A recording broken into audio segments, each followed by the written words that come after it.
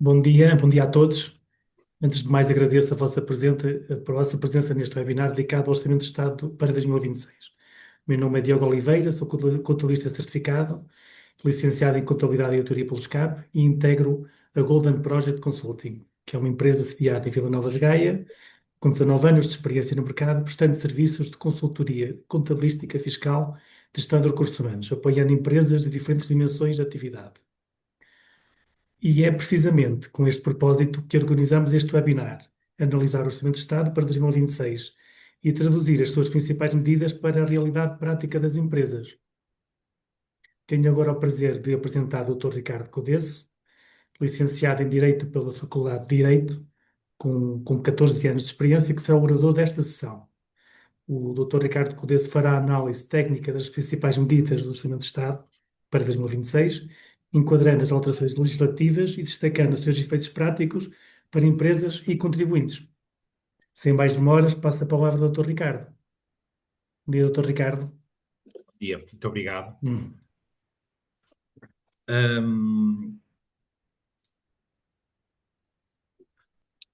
Só aqui um segundo.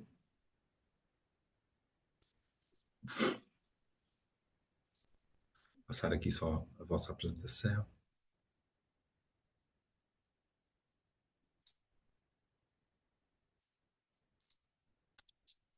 Muito bem. Muito bom dia a todos.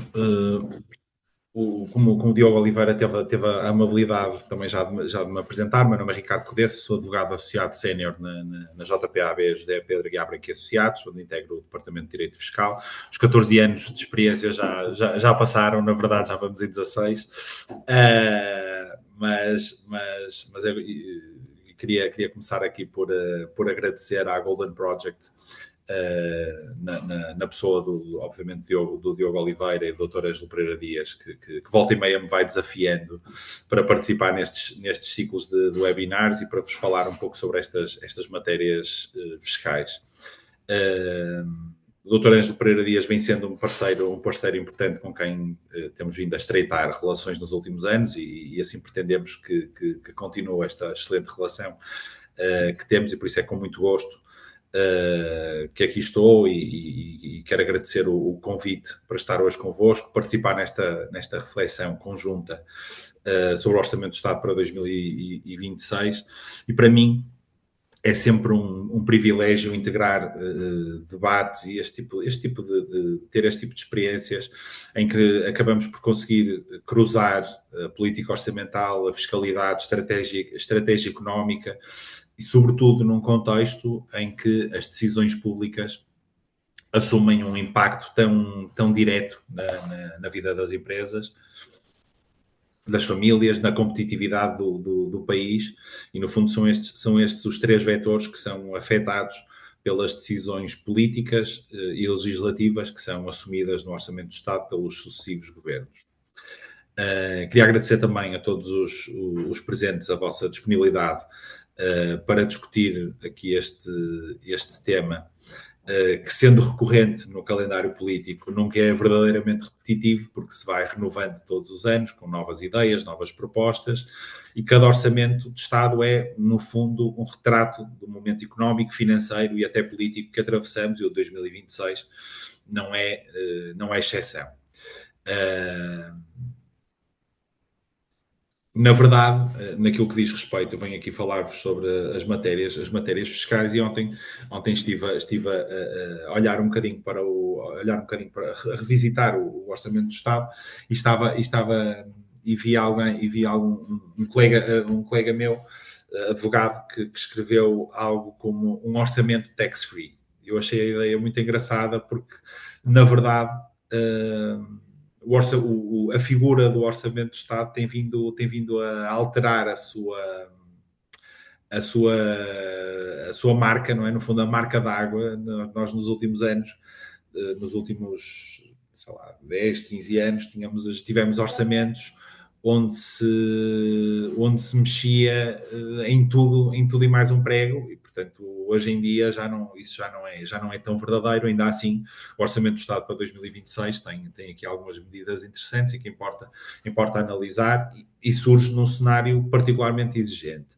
Nós vivemos ainda sob o impacto de um ciclo económico marcado por 3 fatores estruturais: o abrandamento do crescimento na zona euro, a consolidação das políticas monetárias restritivas adotadas nos últimos anos e a necessidade de compatibilizar, e esta é uma necessidade que é transversal a todos os orçamentos, compatibilizar a disciplina orçamental com o investimento estratégico. Portugal tem vindo a apresentar contas públicas relativamente equilibradas quando comparadas com o passado recente, mas essa estabilidade, naturalmente, não é neutra, exige escolhas, e essas escolhas tornam-se especialmente delicadas num contexto de menor crescimento externo, como estamos a viver neste momento, pressão sobre o custo da dívida e a necessidade de reforço da despesa em áreas como a defesa, a transição energética, a habitação, o crescimento e a evolução demográfica, e toda a gestão de todas estas áreas é muito exigente.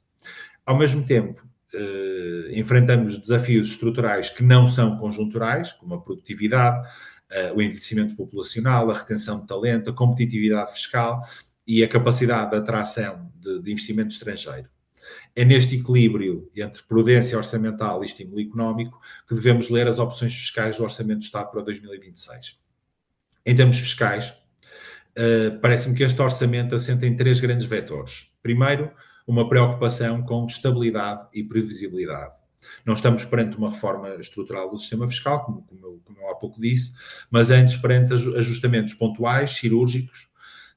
Depois temos, em segundo lugar, uma tentativa de reforçar o rendimento disponível em segmentos específicos, quer através de ajustamentos em IRS, quer por via de incentivos direcionados. E em terceiro, temos a manutenção de instrumentos de estímulo ao investimento empresarial, ainda que, e esta é talvez a nota, com maior seletividade e controle orçamental. Naturalmente, ao longo da minha intervenção, entrarei no detalhe técnico das principais medidas, mas numa leitura inicial, eu destacaria as alterações em sede de IRS, quer ao nível das taxas, quer dos mecanismos de retenção, procurando acomodar aqui o efeito da inflação e reforçar o rendimento disponível. Depois também, naturalmente, os ajustamentos no IRC, também principalmente no que diz respeito à taxa e à evolução e ao decréscimo paulatino da taxa nos próximos anos até 2028, até chegarmos aos 17%, com foco na competitividade empresarial, ainda que dentro dos limites impostos pela harmonização europeia e pela implementação das regras internacionais, designadamente no contexto do Pilar 2 da OCDE. Aqui no IRC estamos sempre a falar de uma clássica escolha centro-esquerda, centro-direita. Quando temos um governo socialista, mantemos uma taxa de IRC mais alta para taxar as empresas que têm lucros, e tentamos apoiar as empresas através do reforço do sistema de benefícios fiscais. Pelo contrário, quando temos um governo mais à direita, temos a tentativa de fazer descer taxas de imposto, mantendo aqui os benefícios fiscais, mas tornando-os talvez menos incisivos. Depois, temos aqui medidas também relacionadas com incentivos ao investimento, à inovação, à capitalização das empresas que são mantidos e que não deixam, a sua manutenção não deixa de ser uma boa notícia, e não menos importante, o reforço deste esforço que tem vindo a ser feito pelo Estado, pessoa coletiva, dos mecanismos de controle e combate à evasão fiscal, que continua a ser uma linha constante da política tributária. Aqui chegados, temos que colocar uma questão, e a questão é se este orçamento é um orçamento de continuidade ou de transição. Uma questão que importa colocar esta questão importa colocar porque parece-me que este é um orçamento que procura consolidar. Não rompe com o modelo fiscal vigente, também não avança para uma reforma profunda que muitos defendem como necessária, eu próprio, seja na simplificação do sistema, seja na redução estrutural da carga fiscal sobre o trabalho e sobre o capital. A carga fiscal em Portugal continua elevada quando comparada com a percepção dos contribuintes e com o nível médio de rendimento disponível. Essa tensão entre a arrecadação necessária de receita e a a aceitabilidade social do imposto será um dos grandes debates dos próximos anos. Por outro lado, a crescente digitalização da economia, a mobilidade internacional de pessoas e capitais e a pressão da concorrência fiscal internacional colocam desafios muito sérios à sustentabilidade do nosso modelo tributário. E como eu dizia, durante muitos anos, a apresentação da proposta de Orçamento de Estado era um momento muito esperado pelas consultoras, pelos escritórios de advogados, porque se criou a tradição de operar pequenas reformas fiscais através da Lei do Orçamento de Estado. Muitas vezes até o procedimento e o processo tributário eram alterados na Lei do Orçamento de Estado. Parece, como em tudo na vida, o equilíbrio é essencial. E o Orçamento do Estado não é o local, nem o momento, para alterações estruturais que devem ser efetuadas através de uma intervenção legislativa mais dedicada. Por essa razão, a Lei do Orçamento do Estado tem deixado de ser tão atrativa, porque não tem tanto sumo fiscal e acaba por ser mais verdadeiramente um instrumento orçamental do que um forte instrumento legislativo. Aqui, sobre temas que não podemos ignorar, permitam-me destacar ainda 3 temas que, não sendo o foco central deste orçamento, merecem uma reflexão. Em primeiro lugar, a simplificação fiscal.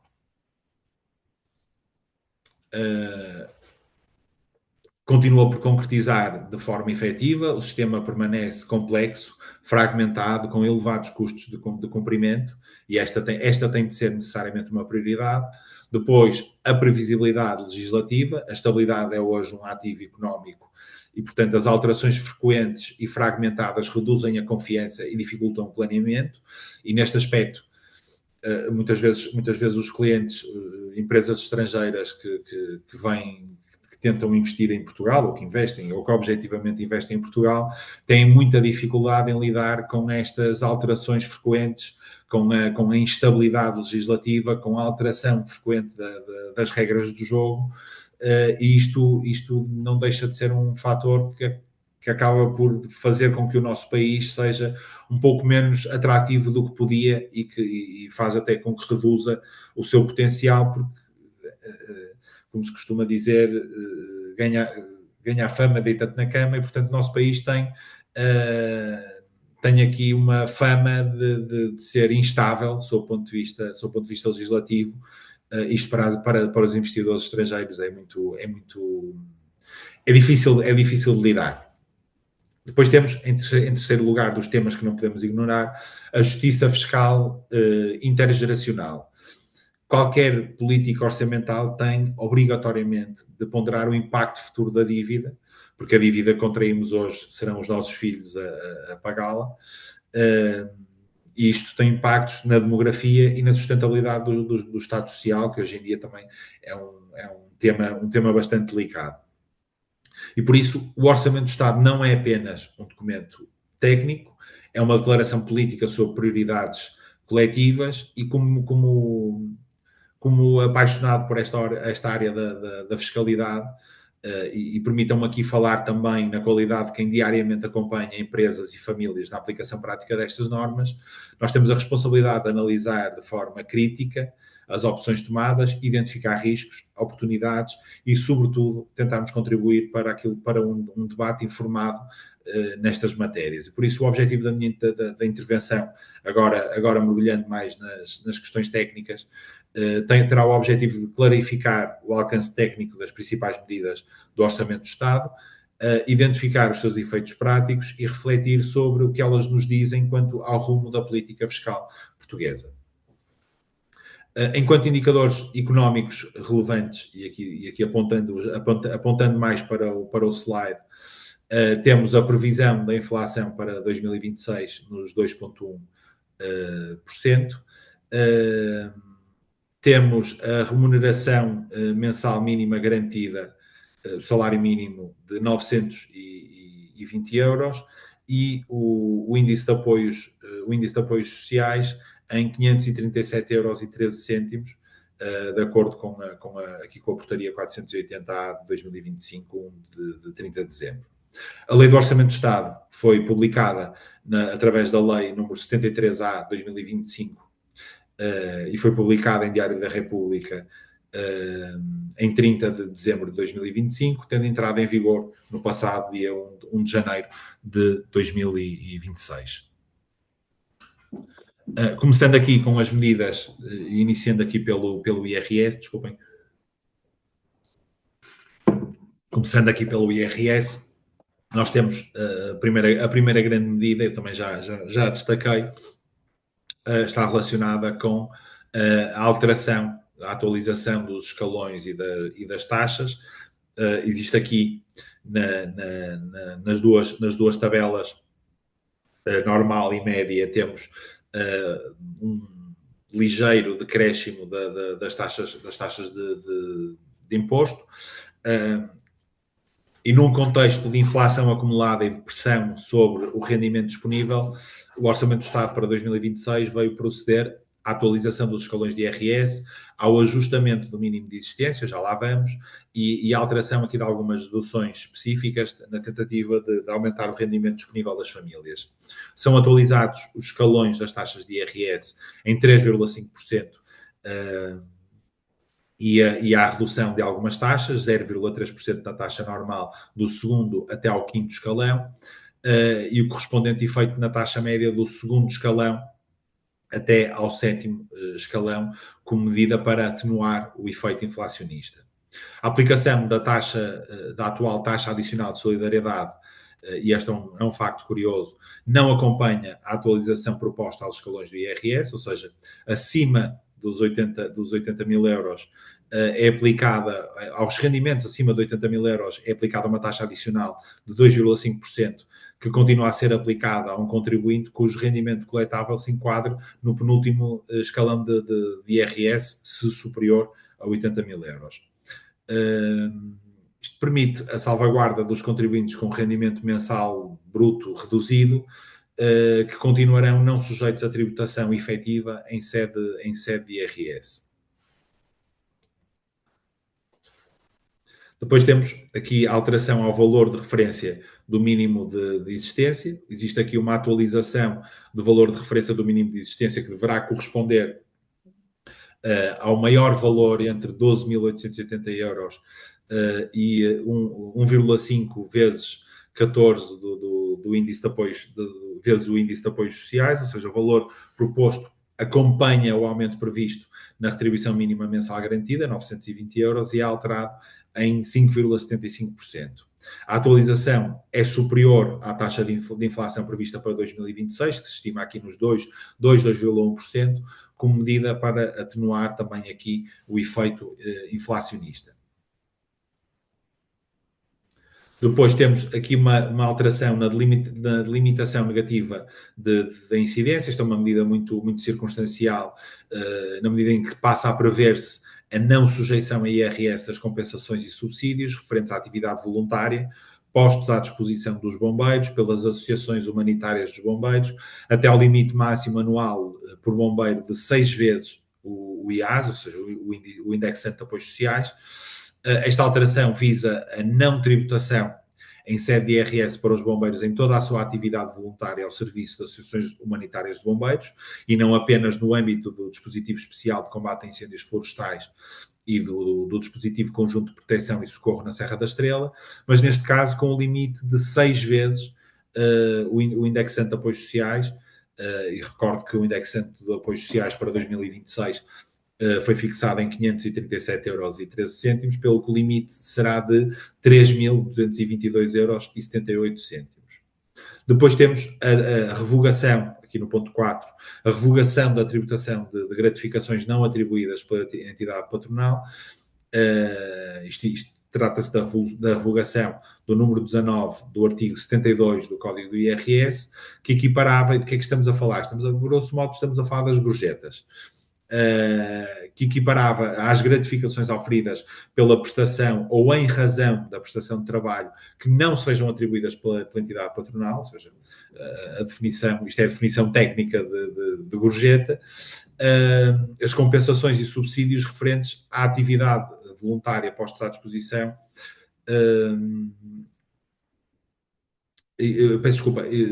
Acaba por não haver aqui deixar de haver aqui uma tributação destas gratificações que são colocadas à disposição dos trabalhadores sem ser pela entidade patronal. Depois temos aqui as deduções em profissões de desgaste rápido. Passa a incluir-se na constituição de seguros de doença, de acidentes pessoais e de seguros de vida a garantia de cobertura a lesões desportivas e complementos de reforma. Portanto, isto é uma medida para salvaguardar principalmente desportistas, para efeitos da dedução de encargos com esses seguros, ou seja, passa a haver aqui uma relevância fiscal das despesas com seguros de cobertura de lesões desportivas e complementos de reforma para sujeitos passivos que desenvolvam profissões de desgaste rápido, como são os desportistas. O limite desta dedução específica ao rendimento mantém-se em 5 vezes o indexante de apoios sociais. Portanto, estamos a falar de 537,13 € vezes 5, portanto, 2.685,65 €. De notar que se consideram, a lei considera profissões de desgaste rápido as de praticantes desportivos, definidos como tal no competente diploma regulamentar, as de mineiros e as de pescadores. Esta definição é mantida para 2026. Esta definição já constava da lei anteriormente. Depois temos a dedução pela exigência de fatura. São adicionadas às deduções à coleta de IRS por exigência de fatura, 15% do IVA suportado com o limite global de 250 € por agregado familiar, as despesas com aquisições de livros em estabelecimentos especializados, despesas nomeadamente com aquisições de entradas para espetáculos de teatro, de música, de dança e outras atividades artísticas e literárias em museus, sítios e monumentos que sejam históricos. E ainda as despesas, nomeadamente com requisições de livros e outros documentos em bibliotecas e arquivos. Esta medida parece singela, mas é uma medida que há muito se reclamava, porque a cultura tem de ser também o Estado, tem de ser o legislador também a fomentar e dar aqui alguma vantagem fiscal no consumo de cultura que todos nós precisamos. E portanto acho também que é uma boa medida. Depois temos aqui uma das medidas, esta é uma das medidas. A grande notícia aqui é a manutenção desta medida. Este é um dos temas que está sempre na ordem do dia e nesta altura de fecho de contas também está muito na ordem do dia, relacionada com os prémios de produtividade, desempenho, participações nos lucros e gratificações de balanço. Existe aqui uma renovação da isenção de IRS e de contribuições para a Segurança Social em moldes muito idênticos aos que vigoraram para o ano de 2025, ou seja, mantém-se a isenção de IRS até aos 6% da retribuição base anual do trabalhador, das importâncias pagas ou colocadas à disposição dos trabalhadores ou dos membros dos órgãos estatutários em 2026, suportadas pela entidade patronal de forma voluntária e sem caráter regular. Eu já tive a oportunidade de escrever mais do que uma vez sobre esta matéria. Estes conceitos de voluntariedade e de regularidade têm sempre muito que se lhe diga. A título de prémios de produtividade, desempenho, participações nos lucros, como consta do título, e gratificações de balanço. A aplicação desta isenção depende no ano de 2026, a entidade patronal pagadora das importâncias ter efetuado um aumento salarial elegível para efeitos do artigo 19b do Estatuto dos Benefícios Fiscais, ou seja, os aumentos da retribuição base anual relevantes passam a ser no mínimo de 4,6% contra os 4,7% que constavam do ano anterior. Peço desculpa que eu acho que tem aqui o slide tem um lapso, porque é 4,6, não 4,7. 4,7 era em 2025. Na declaração de rendimentos paga relativa ao ano de 2026, a emitir anualmente pela entidade patronal pagadora, deve constar a menção expressa ao cumprimento da condição do aumento salarial prevista no Estatuto dos Benefícios Fiscais, e a taxa de retenção a aplicar às importâncias referidas é corresponder à remuneração mensal do trabalho dependente referente ao mês em que aquela é paga ou colocada à disposição do trabalhador. O trabalhador ou o membro do órgão estatutário. Prevê-se também que, cumpridas as condições aqui referidas, sejam excluídos da base de incidência contributiva estas quantias que são pagas a título de prémio aos trabalhadores. Depois, temos também aqui, também queria destacar a manutenção e até o reforço através de medidas não fiscais dos benefícios fiscais e dos apoios aos jovens trabalhadores. O objetivo é a manutenção das medidas fiscais e o reforço através de medidas não fiscais constantes do Orçamento do Estado tem como objetivo combater a imigração qualificada, tornar Portugal competitivo face a outros regimes europeus, mitigar o envelhecimento demográfico e o impacto esperado destas medidas estará sempre concentrado nos benefícios em rendimentos médios e altos, no aumento da atratividade fiscal do nosso país no curto prazo. Quanto a problemas e desafios, temos de lidar com a complexidade e instabilidade dos regimes especiais, porque não deixa de haver aqui um regime fiscal especial e excepcional, por ter essa natureza acaba por ser um pouco mais instável. Temos que atender também a possíveis distorções entre contribuintes com idêntico rendimento, mas em regimes diferentes, e portanto isto gera aqui uma distorção que tem de ser trabalhada com cuidado, e a sustentabilidade orçamental no médio prazo. Vindo aqui o IRS, os objetivos das alterações ao IRS passam por evitar uma progressividade fria. Há aqui uma tentativa de preservar o rendimento real das famílias, de reforçar a capacidade de consumo interno.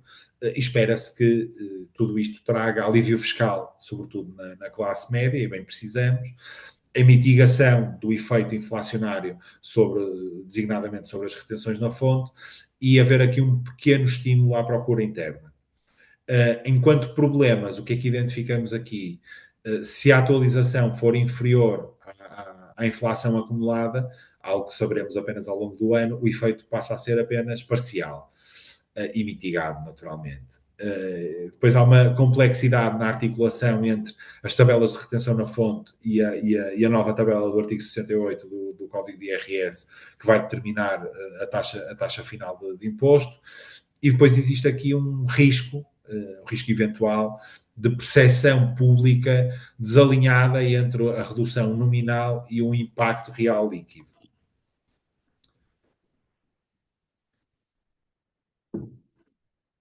Depois temos, eu não sei muito bem aqui na minha apresentação, isto deve ter desformatado aqui em algum momento, porque há aqui alguma desformatação, mas acho que não deixa de se tornar, não deixa de ser perceptível, mas peço desculpa desde já por isso.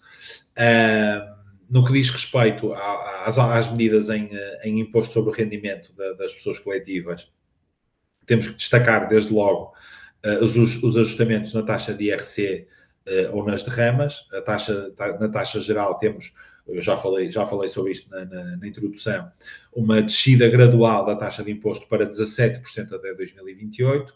Quanto à taxa reduzida, temos 15% para os primeiros 50 mil euros para as pequenas e médias empresas e small mid caps a partir de 2026. Isto é bastante relevante. E é expectável a redução da taxa geral da região autónoma da Madeira para 13%. No entanto, temos aqui a manutenção a manutenção das derramas, que vem, no fundo, não cria um alívio completo e proporcional, e se calhar isto deveria ter sido pensado. Com objetivos desta alteração, desta reduzida da taxa geral de imposto, temos a tentativa de atrair investimento, aumentar a capitalização empresarial, reforçar a competitividade fiscal, pretendendo-se que o impacto esteja sempre na melhoria da atratividade externa, na busca do benefício proporcionalmente maior para empresas lucrativas e no impacto orçamental dependente da elasticidade do investimento. Enquanto problemas, desde logo, a competitividade, era aquilo que eu dizia há pouco sobre a diferença naquilo que é nas taxas de IRC entre um governo socialista e um governo social-democrata. A competitividade não depende apenas da redução da taxa nominal, ou seja, não é pelo facto de ser reduzida a taxa nominal do imposto que automaticamente vai aumentar a competitividade das empresas. Isso depende de um conjunto de apoios e de medidas fiscais que têm de estar de mão dada com a redução da taxa nominal de imposto para que o impacto seja transversal naquilo que é a empresa. Depois, a complexidade normativa permanece elevada.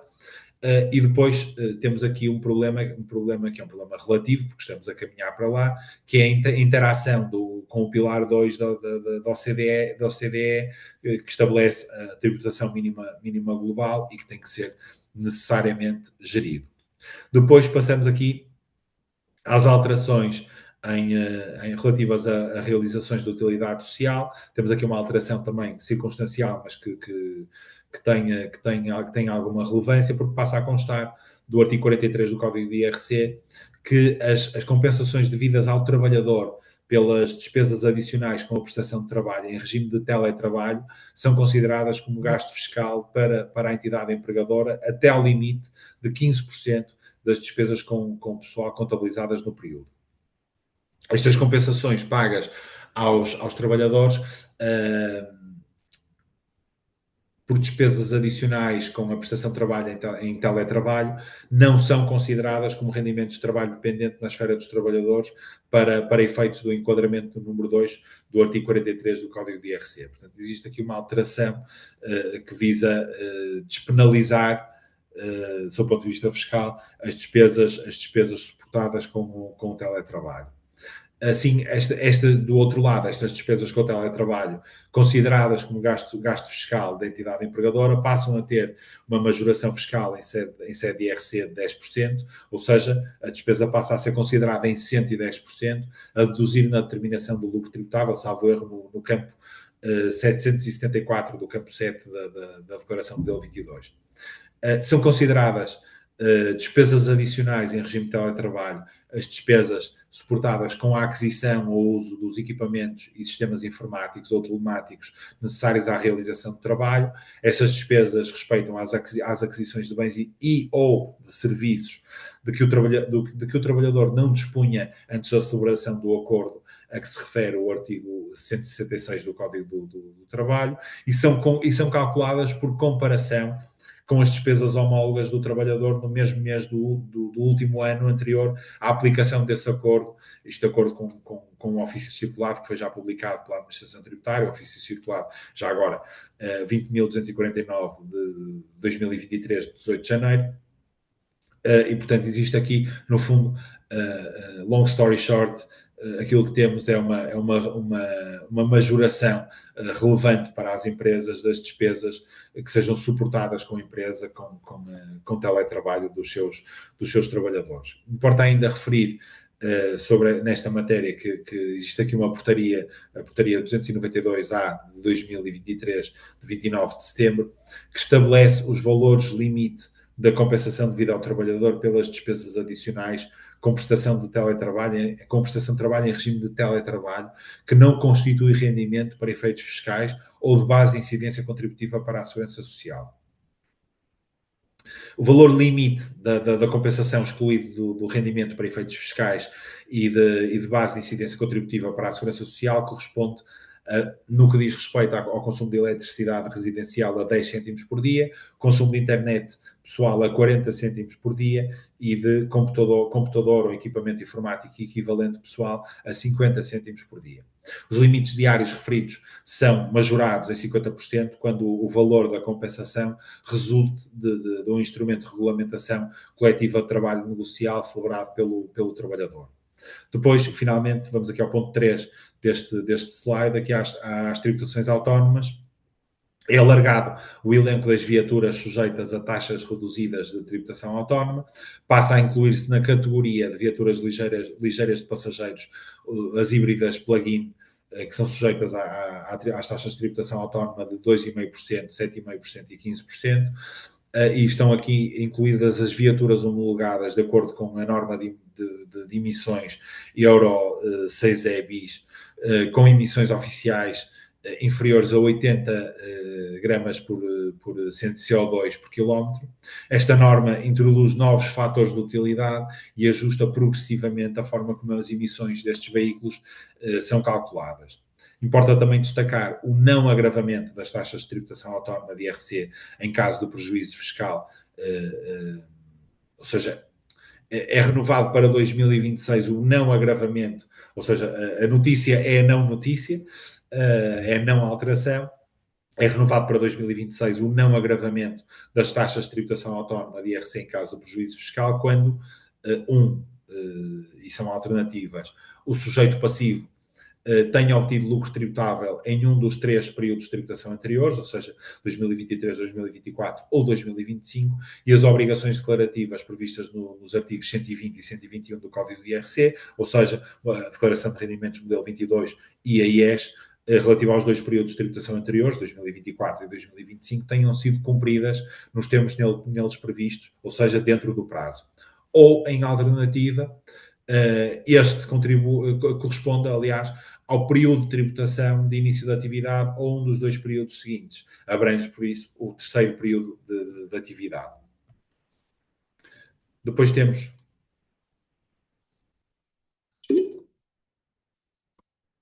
as alterações ao imposto sobre o valor acrescentado, também são aqui muito residuais. De facto, eu não sei o que é que aconteceu aqui com a apresentação, mas isto está um bocadinho estranho, mas a apresentação que eu tenho não sei muito bem o que é que terá acontecido, mas enfim, é perceptível e, portanto... Doutor Ricardo, desculpe interrompê-lo, mas deste lado parece-me estar perfeitamente alinhado e ajustado, portanto pode ser aí um problema desse lado, parece-me. Portanto, esteja à vontade, continuo. Muito bem. Obrigado. Relativamente aqui aos ajustamentos, temos aqui os ajustamentos das taxas reduzidas e intermédias. É editada a linha J, à verba 4.2 da lista 1, anexa ao Código do IVA, ou seja, as operações de transformação da azeitona em azeite passam a ser abrangidas pela taxa reduzida de IVA, as prestações de serviços relacionadas com a transformação da azeitona em azeite, cuja exigibilidade se aplique em ou após 1 de janeiro de 2026. É editada a verba 1.2.7 à lista 1, anexa ao Código do IVA, relativa a espécies cinegéticas de caça maior e menor, ou seja, passam a ser abrangidas pela taxa reduzida de IVA as transmissões de carnes e miudezas comestíveis frescas ou congeladas de espécies cinegéticas de caça maior ou menor, e a taxa de IVA passa também, de taxa reduzida de IVA, aliás, passa também a abranger as transmissões de objetos de arte realizadas por revendedores registados, para além das transmissões efetuadas pelo autor, herdeiros ou legatários. Revendedores aqui serão as galerias de arte e similares, embora se desconheça, por não estar definido na lei, o conceito de revendedores registados. Pelo quanto a este ponto, aguardamos aqui algum esclarecimento por parte da Administração Tributária. Depois temos, no que diz respeito às isenções, temos um alargamento da isenção de IVA prevista no número 8 do artigo 15 do Código do IVA, que anteriormente se aplicava apenas às transmissões de triciclos, cadeiras de rodas e automóveis ligeiros para uso próprio de pessoas com deficiência, e agora passa a abranger também as transmissões realizadas a favor de pessoas coletivas de utilidade pública, associações e federações desportivas sem fins lucrativos, instituições particulares de solidariedade social, cooperativas e associações de e para pessoas com deficiência, mantendo-se, contudo, a sujeição aos condicionalismos previsto no Código do Imposto sobre Veículos e a necessidade de requerimento formal do benefício nos termos aí estabelecidos. São também prorrogadas até 31 de dezembro de 2026,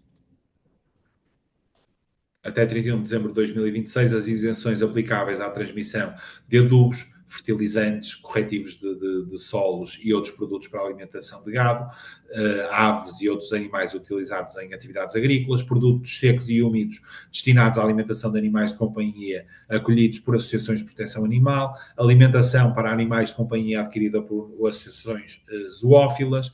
Estas operações conferem direito à adoção do IVA suportado a montante, assegurando aqui a neutralidade fiscal para os sujeitos passivos que as realizem. Objetivos destas ligeiríssimas alterações ao IVA, na verdade, as grandes alterações do IVA não estão no Orçamento do Estado, estão em legislação avulsa, na questão dos grupos de IVA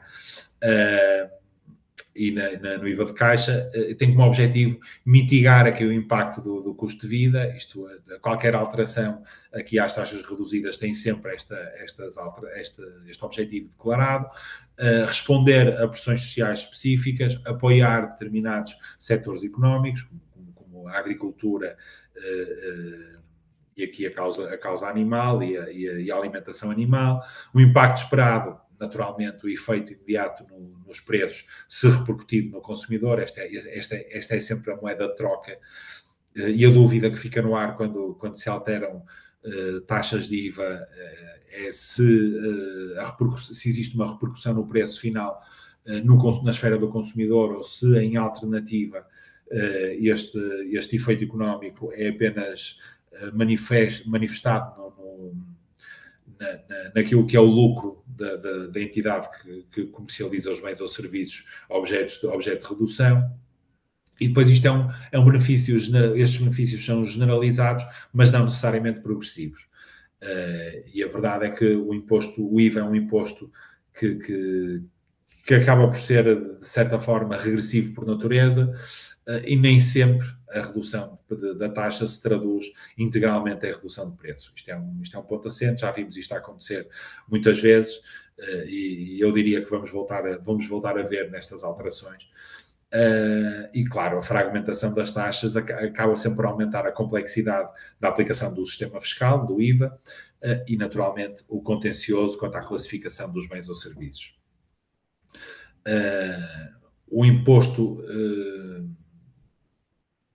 mais harmonizado é também aquele onde a fronteira entre categorias gera mais disputas. Isto não deixa de ser curioso. Depois temos, quanto às alterações no IMT, temos alterações na determinação da taxa de IMT no caso de transmissão de prédios urbanos habitacionais. Isto porque os escalões para a determinação da taxa de IMT aplicável à transmissão de prédios urbanos ou de frações autónomas de prédios urbanos destinados à habitação são atualizados em 2%, e em virtude desta alteração, no caso da aquisição de um prédio urbano ou de uma fração autónoma de prédio urbano destinada à habitação própria permanente, só é devido IMT se o valor sobre o qual incide o imposto for superior a 106.346 euros, anteriormente cifrava-se em 104.261 euros, e no caso da primeira aquisição de habitação própria permanente por jovens até aos 35 anos, só é devido IMT se o valor sobre o qual incide o imposto for superior a 330.539 euros, anteriormente estávamos nos 324.058 euros, portanto há aqui também uma alteração a favor do contribuinte. E esta atualização corresponde à projeção de inflação para Portugal em 2026, segundo o Banco de Portugal. Depois temos aqui no segundo ponto do slide a isenção de IMT, imposto de selo e emolumentos no caso de transmissão de prédios rústicos, já vamos ver em que circunstâncias, porque ficam isentas de IMT e de imposto de selo as transmissões de prédios rústicos contíguos ou confinantes, independentemente da afetação económica, quando destinadas a operações de emparcelamento. Ou seja, há aqui um desagravamento para facilitar estas operações de emparcelamento. Esta isenção está sujeita a reconhecimento prévio à transmissão, mediante requerimento dos interessados, a apresentar junto das entidades competentes e dos serviços competentes para a decisão. Está igualmente prevista a isenção de emolumentos relativamente a todos os atos e contratos necessários à realização das referidas operações de emparcelamento, bem como o registro de todos os direitos e ónus incidentes sobre os novos prédios rústicos daí resultantes. Isto não deixa de ser uma medida que eu acredito que parece residual, mas terá aqui algum impacto naquilo que é a redefinição do parque habitacional português e também do parque rústico também do nosso país. Estas isenções são requeridas nos termos do artigo 10º, número 1 do Código de IMT, ou seja, os interessados devem apresentar um requerimento antes do ato ou contrato que originou ou vai originar a transmissão, mas sempre antes da liquidação que seria de efetuar, caso contrário, não terá o efeito pretendido. Importa também realçar, e já lá iremos, também aqui, embora não estejam previstas propostas legislativas específicas para o setor da habitação no Orçamento do Estado, o Governo anunciou recentemente um conjunto de medidas que estão em discussão neste momento e que poderão ter um impacto muito significativo em sede de IRS, com foco especial na dinamização do mercado de arrendamento habitacional. Mas já lá iremos. Como objetivos das alterações ao IMT, o objetivo é sempre facilitar o acesso à habitação, estimular a oferta, responder à crise imobiliária, e a forma de resposta à crise imobiliária é sempre um dos grandes temas, porque, mais uma vez, esquerda e direita têm entendimentos diferentes sobre a forma de responder à crise imobiliária, e aqui estamos sempre entre o aumento do parque habitacional público versus a estimulação da construção por particulares. O impacto esperado destas medidas é um efeito simbólico, mas relevante do ponto de vista político, e o impacto económico depende muito da dimensão do benefício, portanto, não há aqui um impacto económico decisivo, mas pode haver aqui um impacto económico interessante. Depois, quanto a problemas, medidas fiscais isoladas não resolvem os problemas estruturais da oferta, e por isso é efetivamente necessário criar aqui um programa Mais Habitação 2.0 com novas medidas estruturais e transversais, não só naquilo que diz respeito à construção, como também de medidas de apoio ao arrendamento, designadamente fiscais. Depois, estes benefícios, mais uma vez, e como acontece no IVA, podem ter por efeito a inflação do preço, sem que isso se manifeste numa descida do custo para o consumidor. E depois temos também um ponto bastante relevante, que é o setor imobiliário tem sido muito instável.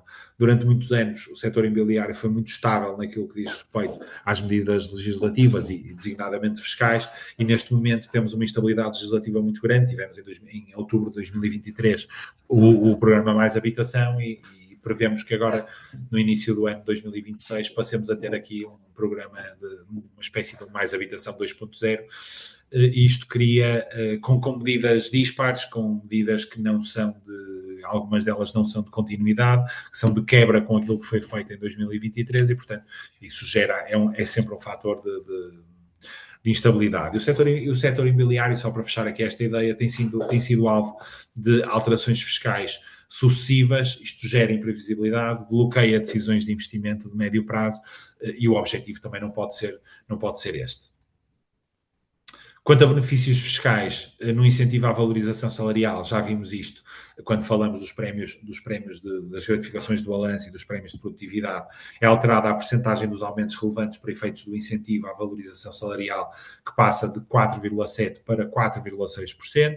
Na zona de Franca da Madeira, é prorrogado o prazo de aplicação do regime fiscal da Zona Franca da Madeira, estendendo a tributação em IRC à taxa de 5% dos rendimentos das entidades licenciadas até 31 de dezembro de 2026, de 31 de dezembro de 2028 para 31 de dezembro de 2033, e não de 20.233, como aí consta no slide, bem como a correspondente isenção de IRC e de IRS aplicável aos sócios ou acionistas, que passa igualmente a vigorar até 31 de dezembro de 2033, mantendo-se inalterados os restantes termos e condições do regime.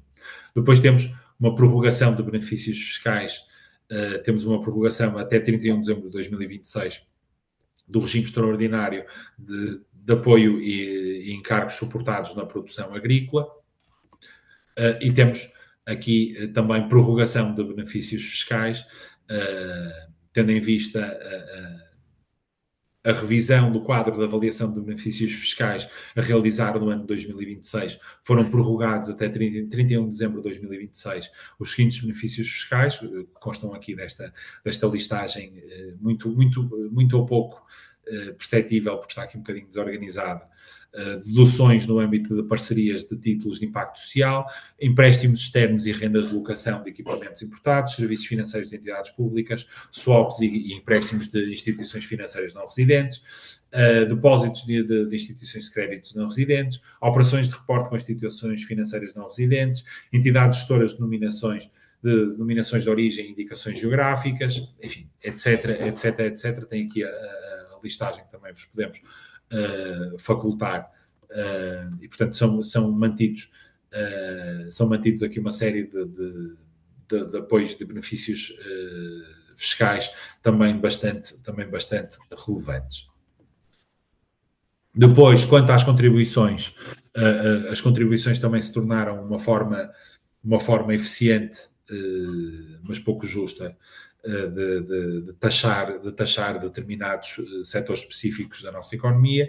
Em 2026 são mantidas as contribuições para o serviço, as contribuições para o setor bancário, a contribuição extraordinária sobre a indústria farmacêutica, a contribuição extraordinária sobre os fornecedores da indústria de dispositivos médicos do SNS, a contribuição extraordinária sobre o setor energético, a famosa SES, com exceção da que incide sobre as concessionárias das atividades de transporte, distribuição ou armazenamento subterrâneo de gás natural. Estas concessionárias deixam de estar sujeitas a esta contribuição, ajustando este regime às recentes decisões do Tribunal Constitucional sobre a SES. Também os ativos afetos à exploração da rede de transporte e distribuição de energia elétrica, adquiridos a partir de janeiro de 2026, em estado de novo construídos, ou na parte em que sejam ampliados, deixam de integrar a base de incidência da SES, também é aqui uma medida interessante. É revogado o adicional de solidariedade do setor bancário, na sequência da declaração da sua inconstitucionalidade, que nos parecia mais do que evidente, mas que demorou aqui algum tempo até ser devidamente declarada e acolhida na lei. E não é atualizada a contribuição para o audiovisual para 2020. Não, mas as máquinas deles também não temos queixa. Depois temos, e já estamos a terminar, sobre os impostos especiais de consumo e fiscalidade ambiental. Temos, a grande notícia é que no imposto sobre veículo não é proposta qualquer atualização nas taxas de imposto sobre veículos, é proposta uma alteração na qual se propõe a extensão da aplicação da taxa intermédia de 25% aos ligeiros de passageiros equipados com motores híbridos plug-in, aqui com estas características mais técnicas que eu vos vou poupar. E depois, no imposto único de circulação, não é proposta qualquer atualização nas taxas de imposto, mantendo-se em vigor o adicional ao IUC. Os objetivos também aqui das alterações à fiscalidade ambiental têm como objetivo cumprir as metas ambientais, internalizar custos ambientais, alinhar a política fiscal ou continuar a alinhar a política fiscal com a transição energética, e incentivar a comportamentos ambientalmente responsáveis. Depois, do lado dos problemas, temos a dificuldade em equilibrar a fiscalidade ambiental com a neutralidade competitiva. Esta é sempre uma camisa de forças muito difícil de organizar, até porque é necessário fomentar a competitividade das empresas exportadoras, que muitas delas recorrem naturalmente a produtos que são taxados com impostos especiais sobre o consumo. Quanto a obrigações declarativas, temos aqui três pontos a destacar. Comunicação de inventários valorizados. Existe aqui uma dispensa da obrigação de comunicação de inventários valorizados para todos os sujeitos passivos, com início, relativamente ao período de tributação, com início ou após 1 de janeiro de 2025. Os sujeitos passivos que não estejam obrigados a inventário permanente relativamente ao período de tributação, com início em ou após 1 de janeiro de 2026. Para as faturas em PDF, temos até 31 de dezembro de 2026, são aceites faturas em ficheiro em formato PDF, sendo consideradas como faturas eletrónicas para todos os efeitos previstos na legislação fiscal. Este é um dos temas que vem sendo sucessivamente adiado. E depois aqui no ponto 3 temos o ficheiro SAFT da contabilidade. A obrigação de submissão do ficheiro é apenas aplicável aos períodos de 2027 e seguintes, a entregar em 2028 ou em períodos seguintes. Queria deixar-vos só aqui uma nota, não sendo sobre o Orçamento do Estado, mas acaba por ser um impacto indireto do Orçamento do Estado na habitação, e apesar como eu já referi, o Orçamento do Estado de 2026 não prever de propostas legislativas no âmbito da habitação, o Governo apresentou no dia 2 de dezembro de 2025 uma proposta de lei que integra um conjunto de medidas de desagravamento fiscal para fomentar a oferta habitacional. O que é que está em causa? Estão em causa com um conjunto de alterações fiscais concebidas para responder à crise no setor da habitação, que para além de prever incentivos à construção e à reabilitação urbana, introduz também mudanças relevantes em sede de IRS, com particular enfoque na dinamização do mercado de arrendamento habitacional. Entre as principais medidas, e só para termos aqui alguma ideia de em que é que isto se vai corporizar, temos o aumento do limite da dedução à coleta de IRS relativa a encargos com rendas de habitação permanente. Prevê-se que em 2026 este limite passe para 900 euros e a partir de 2027 para 1.000 euros, reforçando assim o benefício fiscal concedido aos arrendatários. Depois temos a redução da taxa de IRS aplicável aos rendimentos prediais provenientes de contratos de arrendamento para habitação com rendas moderadas, ou seja, rendas mensais que não excedam os 2.300 euros. A taxa atual de 25% passará para 10%. Esta é uma medida bastante relevante, com o objetivo de aumentar a atratividade do mercado de arrendamento a preços acessíveis. Esta, sim, é uma medida que me parece que vai ter um efeito efetivo no mercado do arrendamento, que se encontra neste momento muito mortiço. Depois temos a isenção de tributação de mais-valias imobiliárias em sede de IRS, dependendo do reinvestimento do valor da alienação na aquisição de um imóvel destinado ao mercado de arrendamento com rendas moderadas. O reinvestimento deverá ocorrer no prazo de 6 meses e o imóvel deverá permanecer arrendado por um período mínimo de 36 meses nos primeiros 5 anos.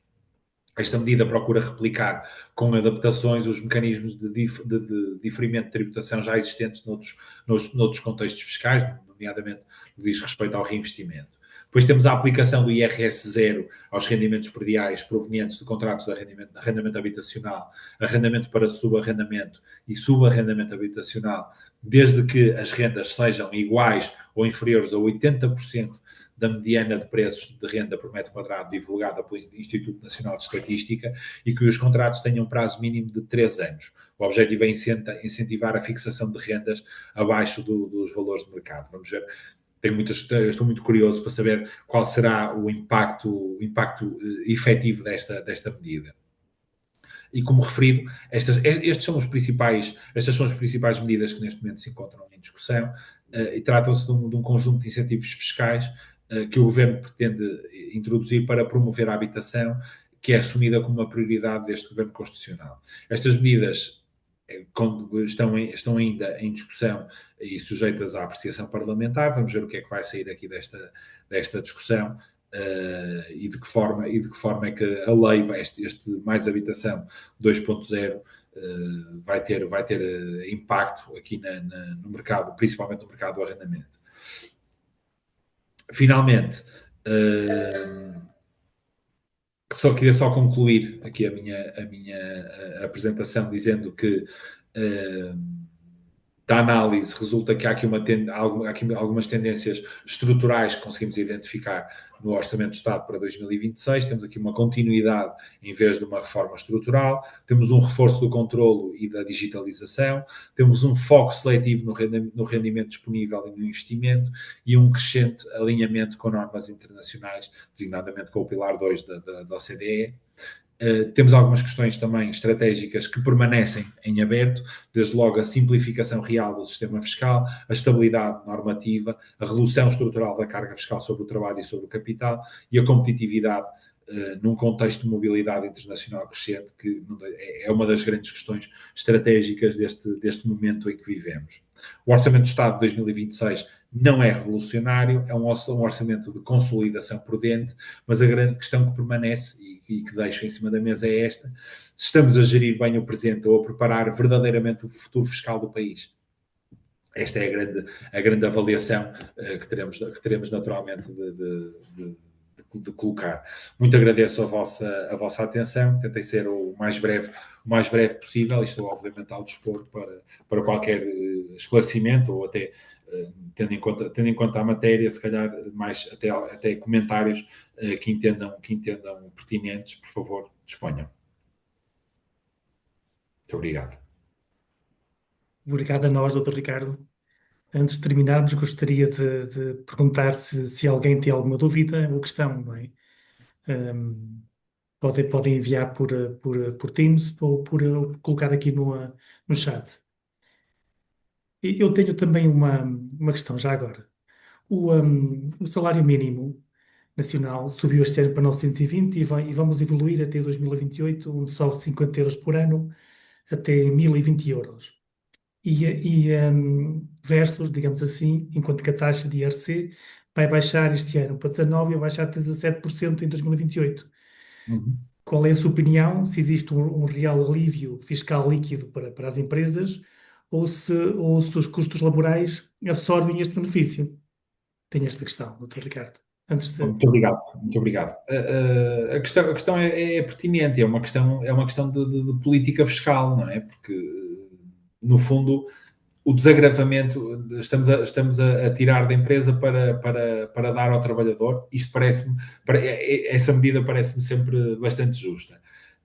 No entanto, aquilo que nós não podemos vender o desagravamento da taxa de IRC como sendo uma grande mais-valia, um grande investimento nas empresas, quando depois, por outro lado, estamos a aumentar o salário mínimo, e bem, volto a dizer, mas não há aqui um efeito de compensação, ou seja, a única coisa, aquilo que acontece é o que está na mão esquerda passa a estar na mão direita, e se calhar aquilo que verdadeiramente o tecido produtivo português precisava era não tanto desta opção política que eu fui destacando aqui, de esquerda a direita, mas mais de uma solução congregada das duas análises, ou seja, temos aqui um sistema de benefícios fiscais mais efetivo.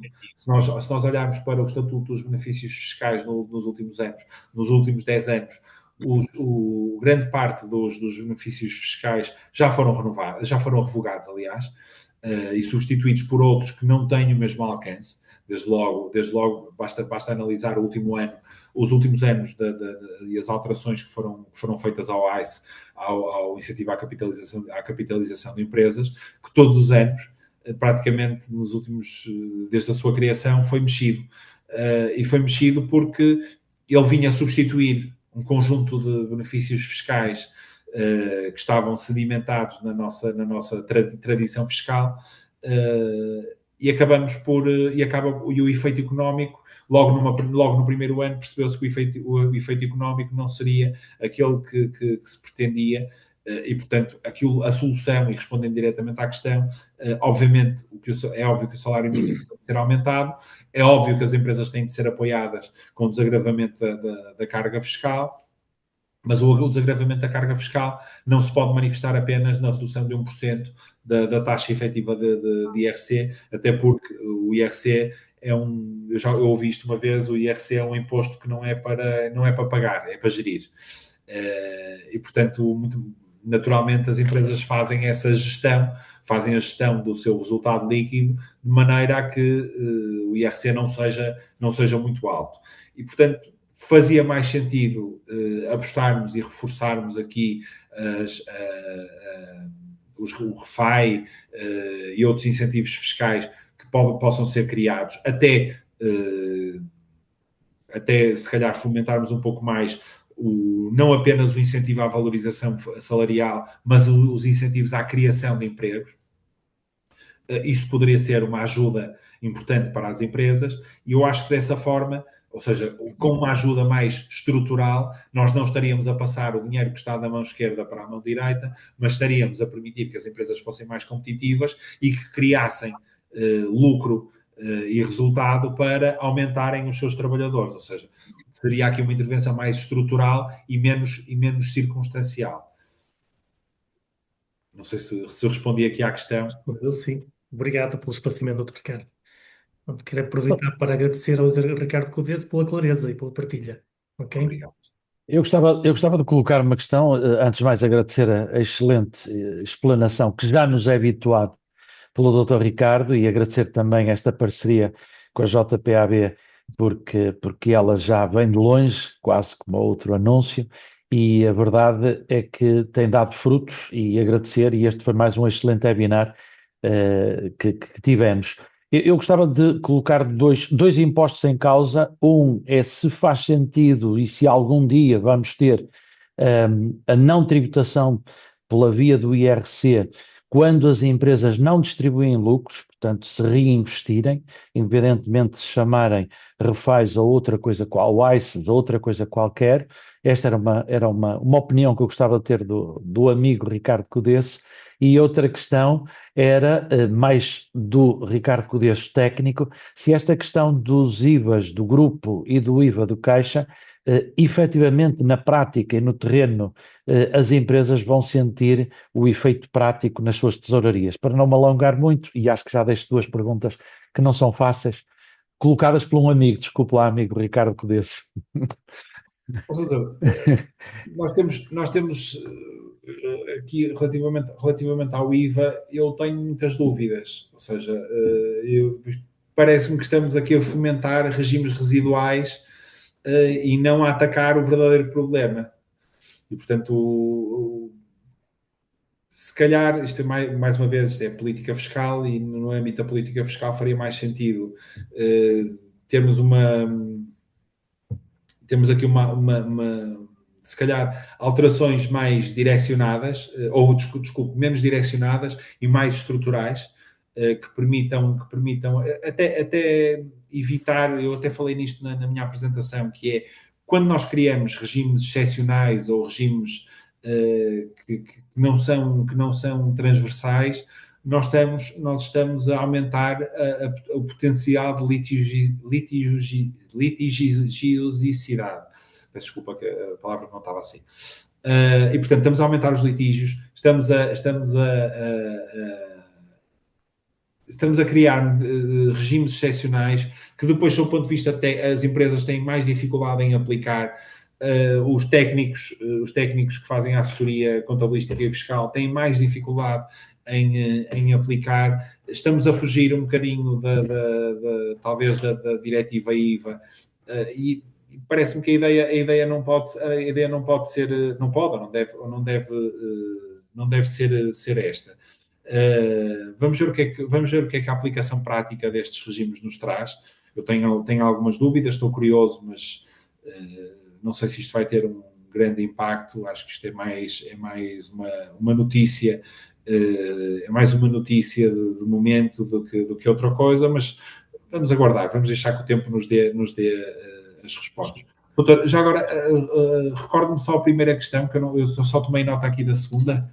A questão da não tributação em sede de Ok. IRC dos lucros não distribuídos, digamos Isso. assim, Ou no seja, reinvestimento. aquilo que me parece, nós estamos desde 2017, em 2017 tivemos aqui um regime que foi progressista nesta matéria da capitalização, que era o regime da capitalização de empresas, e isso redundou, no fundo foi aqui um grande estudo que foi efetuado, e que depois se manifestou aqui em algumas medidas concretas, desde logo acabou por desembocar aqui no ICE, no incentivo à capitalização das empresas. Enfim, nós temos, mais uma vez, isto é política fiscal, são decisões que têm que ser tomadas. Agora, na verdade, tem de haver, se por um lado a capitalização das empresas é essencial criar incentivos para que os lucros fiquem dentro das empresas. Isso é uma boa medida, porque em vez de estarmos a alimentar o sócio, continuamos a alimentar a empresa e a investir na empresa, e faria algum sentido criar aqui algum desagravamento da tributação quando o objetivo é capitalizar. Não é só criar, porque ele já existe, mas torná-lo mais efetivo, permitir, fazer com que as empresas sentissem de facto que a não distribuição de lucros aos sócios teria aqui uma vantagem efetiva. E neste momento nós não estamos no pior dos dois mundos, mas estamos num mundo confuso. Estamos num mundo em que continuamos a ter tributação e temos uma tributação significativa em lucros que depois são mantidos dentro da empresa e que são utilizados para fomentar a empresa e para tentar ir buscar e tentar ganhar mais rendimentos que serão, por sua vez, sujeitos à tributação em IRC. Portanto, não deixa de haver aqui quase um movimento não é dupla tributação jurídica, mas há aqui dois momentos de tributação que nos retiram a atratividade deste cenário, não é? E, portanto, nós temos que fazer um esforço e fazer um esforço, mais uma vez, um esforço que será sempre político para tomarmos uma posição definitiva. Tem de ser tomada uma posição definitiva quanto à capitalização das empresas, ou seja, nós temos que perceber quem é que nós queremos ser. Temos que perceber se queremos facilitar a capitalização das empresas ou se lucro é lucro e é tributado e acabou. E, portanto, a solução tem que passar sempre por aí. É preciso fazer escolhas, e estas escolhas são escolhas de fundo. E ao serem feitas as escolhas do fundo, eu diria que capitalizar é sempre uma boa... capitalizar uma empresa é sempre uma boa solução. Estes apoios têm que ser efetivos. Mais efetivos do que é o ICE neste momento. E, portanto, talvez se reclama aqui uma abordagem um bocadinho diferente da que temos neste momento, e se calhar esperar que nos próximos meses, nos próximos anos, possamos ter um incentivo à capitalização mais efetivo. Eu deixo-vos aqui com este desejo, mais do que análise técnica, é um desejo para o futuro e que o caminho seja esse. Muito obrigado.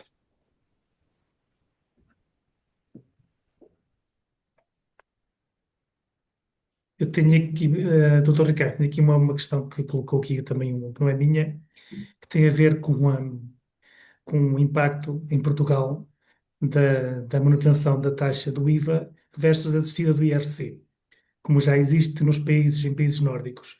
Se isso é adequado a Portugal, ao tecido empresarial e a quem paga o IVA sobre o consumo, ou se não é devido à evasão fiscal que poderá existir. Depressa e bem, eu diria que tem que ser. Ou seja, nós não podemos presumir que a evasão fiscal nos pode inibir de tomarmos medidas. E, portanto, isso já está, objetivamente, já está a ser feito, e a administração tributária está a ser capacitada nesse sentido. Por isso, a evolução dos últimos 15 anos da administração tributária e dos regimes de, enfim, dos regimes deste tipo de regimes acaba por ser, enfim, nós temos que procurar e temos que continuar a ter este investimento na detecção da evasão fiscal, no ataque à evasão fiscal, no desincentivo à evasão fiscal. E isso não pode ser a evasão que nós sabemos que existe, não é esse facto que nos inibe ou que nos deve inibir enquanto país. O esforço tem de ser no combate à evasão fiscal, para que possamos depois tomar medidas agregadas, como agregar o IRC, o efeito económico do IRC e do IVA, de maneira a manter o IVA como neutro e a reduzir o impacto do IRC nas empresas. Muito obrigado pelo esclarecimento, Ricardo. Acho que foi claro, e obrigado pela partilha e análise técnica que trouxe hoje. Bem, um agradecimento a todos os participantes e a interesse mostrado. Obrigado a todos e até à próxima, então. Obrigado, Diogo Oliveira, também pela sua experiência como coordenador, que acho que correu muitíssimo bem. Obrigado a todos. Estamos sempre disponíveis para fazer webinars e lancem-nos novos desafios, novos temas, e contem connosco, naturalmente. Um bem-aja e até à próxima e o resto de uma boa semana. Fiquem bem. Muito obrigado. Obrigado.